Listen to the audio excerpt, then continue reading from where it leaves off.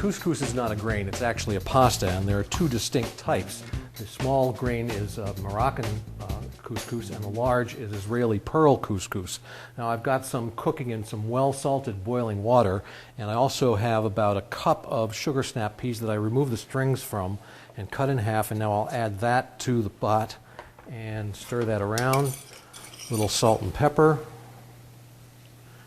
and about a tablespoon of butter, and I'll just set that aside.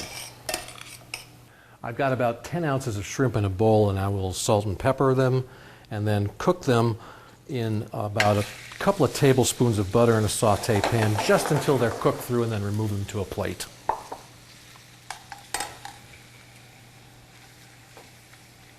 Now in that saute pan I'll be adding 2 chopped tomatoes along with about a tablespoon of sugar.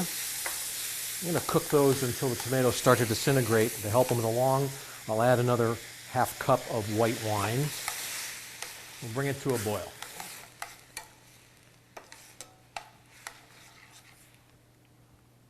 Now return to the shrimp to the pan, and then also add about a tablespoon of freshly chopped tarragon.